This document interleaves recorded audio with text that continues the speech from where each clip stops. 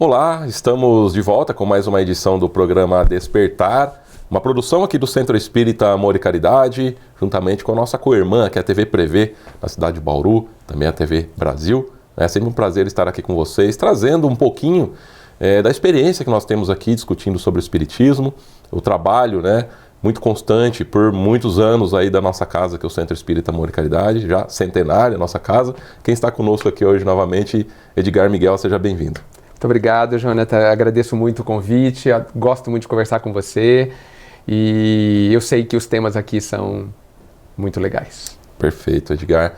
Também digo mesmo, muito bom estar aqui conversando, batendo um papo com você. Pessoal, antes de começar aqui as perguntas, o Edgar ele tem uma palestra muito conhecida aqui, o pessoal frequenta aqui, ele não só aqui no SEAC, mas em outros lugares você também dá essa palestra, que é o que te perturba. Então ele chega aqui sem um tema específico e vai interagindo com o pessoal, as pessoas vão fazendo umas perguntas e o assunto vai fluindo, Edgar? Vai. Muito legal. E eu trouxe aqui algumas perguntas de uma dessas palestras para participar, e aí fica para você também, Pode ficar de olho aqui na nossa agenda, seac.org.br, você acessa a agenda do nosso portal do SEAC, e você pode ficar de olho quando o Edgar vem aqui fazer essa palestra, Então fica o convite também para você vir aqui assistir a palestra do Edgar, e também pode assistir às outras palestras aí com o título O que te perturba, que ficam todas gravadas aí no nosso YouTube, no nosso canal do YouTube.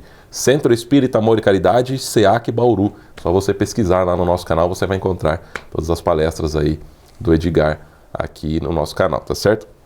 Edgar, uma primeira pergunta aqui, um tema assim que me chama muita atenção, ao definir o ajudar como fortalecer, você propõe um conceito central, em situação onde o auxílio material é necessário, por exemplo, a pobreza, a doença, então a gente está sempre querendo ajudar, de repente, uma pessoa com alguma dificuldade. Só que assim, como é que a gente pode aplicar esse conceito sem causar uma dependência? Ou posso até perguntar mais, assim, será que eu não estou atrapalhando, Será que eu ajudando, será que eu não estou atrapalhando? Porque a gente fala muito sobre as pessoas, cada um ter a sua individualidade, de repente ter que passar por algum momento para uma necessidade própria de evolução. Será que a gente, ao ajudar, não pode estar atrapalhando? Não sei se tem a ver uma coisa com a outra, mas gostaria de saber isso. Tem a ver. E às vezes, ao tentar ajudar, atrapalhamos. Atrapalhando. Kardec nos deixou um lema, vamos dizer assim, ou uma direção que diz que fora da caridade não há salvação. Caridade, ajudar, apoiar, são coisas relacionadas. E, certamente, eu concordo plenamente com Kardec. Então, a gente vê dentro do movimento espírita, no espírita, um ímpeto de ajudar, o que é extremamente positivo. Extremamente positivo. O ajudar, o ir na direção do outro, tem imensos benefícios. Mas, como tudo na vida, eu acho que nós precisamos entender o que é isso. Então, durante muito tempo, refleti sobre o que é ajudar. E um conceito, uma resposta que me agrada bastante é entender que eu ajudo quando eu fortaleço o outro. É claro que existem situações que eu preciso dar comida na boca, que eu preciso levantar com as minhas forças alguém. Literalmente ou não. São momentos da pessoa. Mas, e depois disso? E para as questões não materiais? Muitos de nós pensamos que ajudar é quando eu faço pelo outro, no lugar do outro. E aí, por isso que eu gosto da definição. Ao fazer isso, eu estou fortalecendo a pessoa, eu estou permitindo que ela aprenda a fazer aquilo e faça sem depender de mim. Porque muitas vezes, Jonathan, a gente precisa ajudar alguém. Eu preciso. Tem esse ponto também, Porque senão eu não sou útil, senão eu não tenho serventia, senão talvez eu não seja amado. Então, é muito mais por nós do que pelo outro. E tudo bem, contanto que a gente saiba disso e verifique se isso nos leva na direção da felicidade, da harmonia interna mesmo. Então, eu acho que essa diretriz, eu estou fortalecendo a outra pessoa, pode nos trazer uma boa orientação sobre essa direção de ajudar, que eu apoio, óbvio, plenamente. E isso vale na criação dos meus filhos, a criação na minha relação conjugal, na questão do trabalho, na questão da casa espírita. Sim. O que eu estou fazendo fortalece o outro. Que alegria um pai, uma mãe vai ter quando perceber que o filho de 20, de 30 anos sabe viver por si, pelo que recebeu, pelo que aprendeu desses pais, aonde esses pais não são mais necessários para isso e, evidentemente, continuam extremamente necessários para outras coisas. Essa palavra aqui, né, fortalecer, eu acho que explica muito bem isso que você está querendo dizer, né? Eu ajudar não é eu fazer pela pessoa. Não é eu fazer o que ela tem que fazer, né? Não. Eu tiro ela de canto e falo, pode deixar que eu faço. Não é bem isso. Não. É óbvio que tem o que você disse no começo, né? Que às vezes é necessário, né? Depende da situação da pessoa, né? Sim. No começo ali você tem que, com as próprias mãos, fazer por ela, Sim. né? Mas a gente tem que identificar o momento que a gente tem que deixar de fazer por ela. Exato. Porque aí existe definitivamente o fortalecimento. É fortalecer a pessoa, não só ajudá-la a fazer por ela. Exato. E veja isso na criação dos filhos. Quando eles nascem, sim, não há opção. Nós precisamos colocar o alimento na boca. Isto é ajudar. Mas aos 10 anos eu devo colocar na boca? Será que eu não estou desfortalecendo meu filho, criando dependência nele? Sim. Né? Ele tem que andar. Eu não posso escorá-lo para ele andar. Mas ele vai cair? Vai cair. E faz parte. Os ossinhos dele são molinhos porque não vão quebrar. Ele está pronto para esse processo. E aí eu preciso me retirar um pouquinho de cena para que ele caia um pouquinho e descubra como é que ele se levanta. E aí talvez a gente não esteja mais falando das crianças. Mas é verdade. Mas esse exemplo da criança é muito claro para mim, que eu tenho uma menininha de 2 anos e alguns meses ali. E é bem isso mesmo, né? Toda vez que ela cai, ela faz um draminha. Se você vai lá e levanta ela fica lá esperando. Ela não se levanta, né? Fica lá esperando você levantar ela para ela fazer um draminha. A hora que você começa a deixar ela... Você está ajudando. Ela dá uma resmungadinha, levanta e vai brincar de novo, né? Tá tudo certo. Obviamente a gente vê se não machucou e tudo, né? Claro. Aí você está fortalecendo a musculatura dela, o sistema nervoso dela e a ideia que ela vai assimilar de que ela tem e pode enfrentar os seus desafios. Os seus desafios, perfeito. Vamos para um pequeno apoio cultural. Voltamos já falando aí sobre assuntos diversos, né? Sobre a palestra, pegando temas aqui da palestra, o que te perturba, essa palestra tão legal do Edgar Miguel.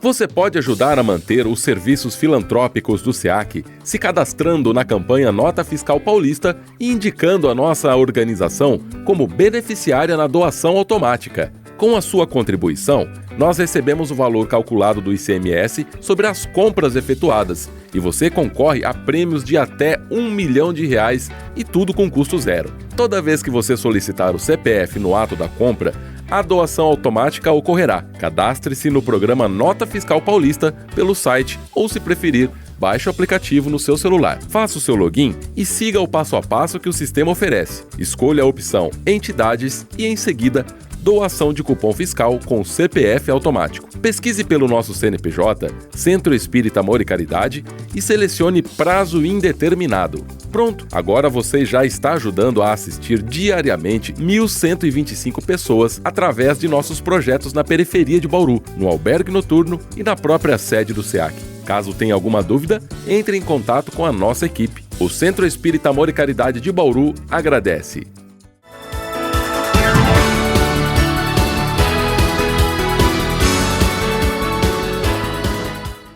Você acompanha aqui o nosso programa Despertar, quem está conosco aqui é Edgar Miguel. Estamos falando aí sobre assuntos diversos, né? E hoje aqui uma outra pergunta que nos traz aqui, né? Trechos aí de algumas palestras do Edgar. Edgar, a dificuldade de dizer não. Você mesmo disse, né? Isso parece que é universal, né? Isso aí parece que é apresentado como uma prisão, né? Você disse. E realmente, né? A gente tem às vezes... Como eu disse, a gente mastiga algumas coisas amargas que simplesmente a gente não sabe se posicionar em algumas situações, né? Sim. Essa é uma dificuldade para muitas pessoas, talvez para a maioria das pessoas, Sim. principalmente... Me incluo nisso, Sim, fácil, tranquilo. sim, também me incluo nisso, sim. Isso me faz lembrar a definição de felicidade do Gandhi. Eu acho que pode nos ajudar aí a pensar sobre a nossa dificuldade de falar não. O Gandhi diz que felicidade é quando o que você pensa é igual ao que você fala e é igual ao que você sente. Isso é felicidade. Olha só que interessante, né? E eu acho que está completamente em linha com o Evangelho, porque entendo que felicidade para o Cristo é a paz interior.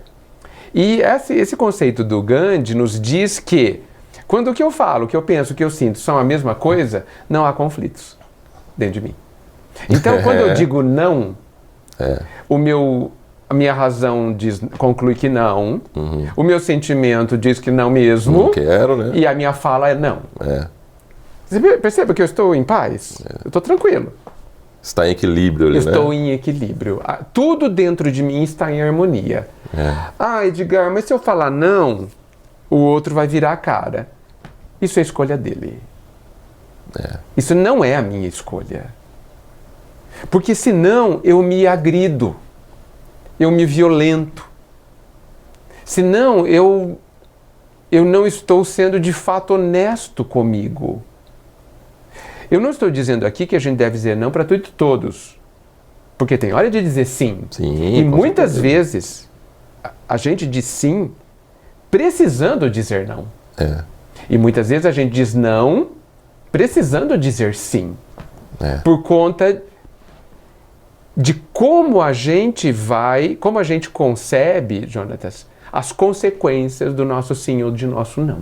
Sim. Normalmente nós temos dificuldades de relacionamento e não sabemos lidar com o outro, com as reações do outro, e por isso cedemos mais do que deveríamos, nos posicionamos de verdade menos do que deveríamos. E aí a gente não é o que a gente é. É verdade. Isso cria sofrimento dentro de nós. Isso também cria um descontrole futuro ali, de repente, numa relação, como você disse, né? Você vai mudando muito aquilo que é a realidade, chega uma hora que um não suporta aguentar, isso acaba explodindo, ou outro, e aí vai, né? Você trouxe outra questão importantíssima. Quando a gente se aproxima do Cristo, a gente descobre que a gente tem que ser uma melhor pessoa, que a gente tem que compreender o outro, que a gente tem que ser tolerante, paciência, etc. Só que a gente pensa que fazer tudo isso é suportar. Incondicionalmente, né? Incondicionalmente. E eu penso que nós não devemos suportar coisa alguma. Tolerância, compreensão e paciência não são suportar. Porque, como você bem disse, a pessoa que suporta, obrigatoriamente um dia ela dirá que ela não suporta mais. Pode demorar 5 minutos ou 10 anos. Ela vai dizer. Por quê? Porque nós não fomos feitos para suportar, Jonatas. Nós fomos feitos para compreender. Compreender. E quem compreende de verdade não sofre. Então essa é uma brutal diferença. Entende? Eu digo sim para você numa tentativa de ser tolerante sem compreender. Então eu suporto. E eu não vou suportar em algum momento. E até lá eu sofri. Então veja que não é um bom caminho. Nós precisamos compreender. O sim, ele não pode vir apenas para você, só porque eu não quero causar um problema agora, né? Não pode. Porque aí entra naquilo que você falou, a gente vai causar um desequilíbrio interno com nós mesmos, né? Esse sim, ele tem que ser bem pensado, vamos dizer assim, né? Sim. Você tem que saber que você está causando esse desequilíbrio com você, só que aí você tem que criar uma aceitação daquilo que você disse sim também. Sim. Porque senão não vai resolver, né? Por isso que talvez Jesus tenha dito que o seu falar seja sim, sim e não, não. Não, não. Sim, sim significa realmente tudo dentro de você é sim. Não há desequilíbrio. E veja, pode ser que eu diga sim com essa harmonia e esteja errado. Sim. E tudo bem. É verdade. Essa outra questão, né? Se a gente não se enxergar como estudantes, aprendizes, nós vamos sofrer, porque não vamos aceitar o erro, que é absolutamente natural do estudante. É verdade. Eu acho que isso vem até de encontro com uma próxima pergunta, né? Que é a voz interior, né? Então, como que a gente pode escutar essa voz interior que nós temos com mais sabedoria? Saber distinguir ali o que é, de repente, um egoísmo nosso, um erro nosso, ou de repente, uma influência boa, uma influência externa muito capaz ali, querendo nos instruir, de repente. Que bom que você trouxe essa questão, porque eu acho que ela faz parte da solução da maioria das nossas dificuldades. De forma geral, nós vivemos muito para fora, né? Voltado para as questões do mundo de fora, né? Querendo, mais do que tudo, nos adaptar às questões do mundo de fora. Mas todos nós temos um mundo interior. Todos nós temos acontecimentos internos, percepções, vivências internas. E a gente tem se recusado a viver esse mundo interior. E é por isso que eu falo que a voz interior tem sido silenciada. Nós não temos tido disposição para se ouvir. Para nos ouvir interiormente. Cara, isso é tão importante, né? Isso é super importante. Acho que a gente deixa passar muita coisa praticamente todo dia. Assim, sim. Né? E veja, está relacionado à questão do sim e do não. Eu estou ouvindo que a minha intimidade está falando sim? Ou não? Ou eu estou vivendo para harmonizar apenas alguns interesses do mundo de fora, do lado de fora? Né? Então, isso causa um buraco no peito que nada preenche, Jonathan. É verdade. Por quê? Porque eu não sou eu não sei quem sou eu, e eu não sei a direção. Porque o direcionamento da nossa vida vai ser dado pelo meu eu interior. Lembra que numa questão do Livro dos Espíritos, responderam que as leis divinas estão inseridas na consciência do ser, do homem?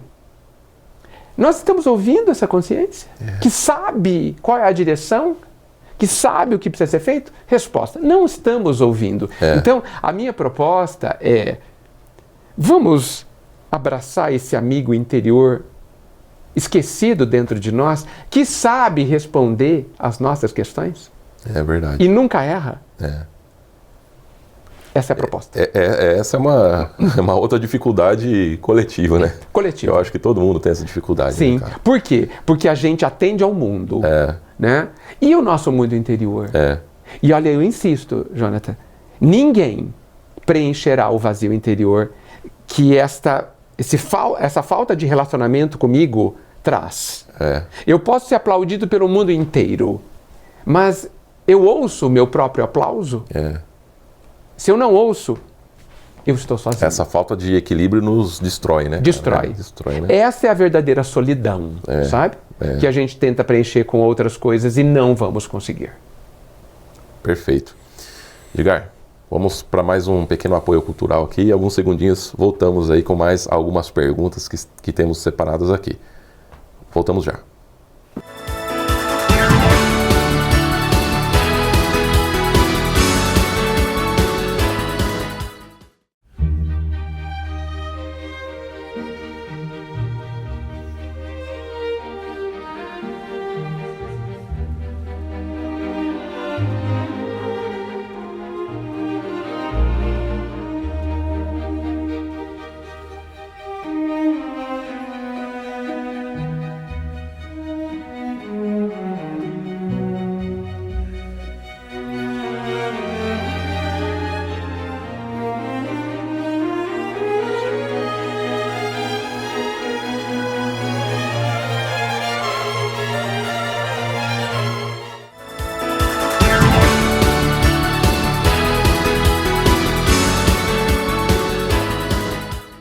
Você acompanha o nosso programa Despertar, estamos aqui no nosso último bloco. Edgar Miguel trazendo algumas questões aqui do nosso dia a dia, das nossas dificuldades, acerca também da doutrina espírita, é claro. Edgar, o tema perdão, né? Perdão é uma libertação pessoal, né? É. E como é que a gente consegue de verdade perdoar, né? Porque parece que é difícil isso daí, né? Ainda mais quando frente a grandes injustiças que a gente vê, injustiças sociais e tudo mais, né? O perdão é uma dificuldade em nós ainda, né? E eu acho que um dos motivos de ser uma dificuldade é que a gente, de forma normal, de forma geral, acha que o perdão é liberar o outro da responsabilidade pelo que fez. E o perdão não é isso. Aliás, o perdão não é nem concordar com o outro. O perdão é uma libertação minha ao que aconteceu. Libertação pessoal, né? Pessoal. O perdão é fundamentalmente para quem o dá. Não é para quem o recebe. Porque quem recebe o perdão não vai se livrar das consequências dos seus atos. E às vezes nem vai valorizar também, né? Às vezes não. Às vezes nem pedem. Nem pedem. E veja, às vezes a pessoa nem sabe. É verdade. Que fez alguma coisa e talvez não tenha feito nada de errado. Porque a gente não pode esquecer que a vida é interpretativa. Eu sempre estou interpretando o que acontece, o que o outro fez, o que eu fiz. E às vezes o outro não fez absolutamente nada de errado, mas eu interpretei como algo que me ofenda ou que me fira. O perdão, olha aí, inclusive nesse caso, ele se torna explicitamente libertatório. E extremamente necessário pro eu, né? Para mim. Para mim. Exatamente. Como perdoar? A proposta que eu tenho, que talvez nem seja exatamente minha, é que a gente olhe para a gente, olhe para a dor que está sentindo e procure descobrir o que ela quer te dizer. Eu acho que o sentimento, a dor de forma geral, é sempre um mensageiro. Ela está trazendo um recado, uma mensagem sobre a sua intimidade, sobre você. E nós não temos conseguido, até por falta de esforço, decifrá-la. A dor vira uma esfinge indecifrável, mas porque a gente pergunta muito pouco a ela o que ela quer dizer. Então, o perdão é sempre uma dor, é sempre sobre uma dor, tá certo? Então eu me senti ofendido, por exemplo. O que isso significa sobre mim? Isso é muito importante. Nessa busca, nunca tem o outro. Nossa, isso é totalmente isso mesmo, cara. A gente pensa em perdão, a gente pensa no outro. Não. A gente, não podemos. Vou perdoá-lo, né? Ele fez isso, ela fez isso. E eu? Eu nunca tá na lista, nunca tá no assunto. Nunca. É verdade, cara. E eu tenho que ser o único do assunto. Não que eu tenha errado, mas por que eu me senti ofendido? Essa é a primeira grande pergunta. Por que eu me senti ofendido? Tanto que eu acho que no futuro, algumas estruturas de fala serão consideradas erradas. Por exemplo, o Jonathan me ofendeu. Errado. Vai cair no vestibular que essa frase está errada. Tá? No futuro vai ser assim: eu me ofendi com algo que você fez. Aí tudo bem. Então nunca alguém me ofendeu, é sempre eu me ofendi. Então por que eu me ofendi? Por que eu sinto ciúmes? Por que eu me senti desrespeitado? Entende? Por que eu me melindrei? Essa é a pergunta correta. E aí a gente se conecta com a questão da voz interior, que foi a questão anterior, porque eu preciso aprender a linguagem do meu próprio ser. Como entender essa língua estranha que a gente não está acostumado. Porque eu sei porque eu me ofendi. E eu sei claramente, Jonathan. Mas eu muitas vezes não quero ouvir. É verdade. Porque muitas vezes posso, como você disse, eu estar errado, né? No mínimo, a minha interpretação sobre o assunto, eu não vou usar a palavra errada. Às vezes não está errado, mas de repente está superficial a interpretação. Exato. A grande questão a dor, ela está me trazendo um sinal de alerta. A dor, eu me senti ofendido. está trazendo um sinal de alerta de que algo não está ok dentro de mim. Que algo eu preciso aprender, arrumar, harmonizar. Muito bem. Eu preciso olhar para isso. Se eu não olhar, eu não me curo. Então eu preciso ouvir. Tipo assim, dor, o que você está querendo me dizer que eu não consigo ouvir ou não quero? Esse é o desafio. E agora rapidinho aqui, para finalizar nosso programa, diante da desonestidade, você defende a aceitação sem desistir do outro? Parece que está meio junto aí com esse assunto também, com né? certeza, com certeza. Bem, é do amor que a gente respeite o outro. Respeitar não é ser gentil, nem ser educado.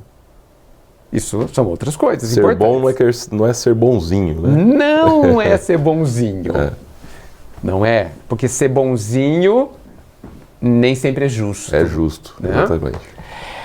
Então, respeitar é permitir que o outro seja como ele quer ser. Respeitar não é concordar. Então, se o outro resolve, querendo ou não, ser desonesto, eu preciso dizer que ele tem o direito de ser desonesto. Não tem? Ele tem a liberdade, vou usar outro verbo. Ele tem a liberdade de ser desonesto. E ele tem a responsabilidade de viver as consequências disso. Ponto. Porque isso é da lei. É da lei, é verdade. Então, o outro pode ser desonesto? Pode. Por que será? Pedro foi desonesto com Jesus quando disse que não o negaria e o negou? Minha resposta, não. Ele não queria negar o mestre, mas não conseguiu não negá-lo. Ele não era capaz. Tanto que no livro, se não me engano, Boa Nova, onde esse diálogo continua, Jesus diz assim para Pedro: você vai me negar porque você é mais frágil do que perverso. Então, eu penso que nós devemos dar 1000 chances às pessoas. O Pai dá a nós 1000 chances. Ixi, todos os dias. Todos os dias. Mas Ele sempre nos faz viver as consequências dos nossos atos. Porque elas nos ajudam a aprender. Edgar, muito obrigado mais uma vez por ter participado aqui conosco. Eu que agradeço demais. Obrigado mesmo. E muito obrigado a você que esteve aí até agora nos acompanhando, assistindo o conteúdo aqui do Centro Espírita Amor e Caridade. Um grande abraço, fiquem com Deus, até a nossa próxima edição.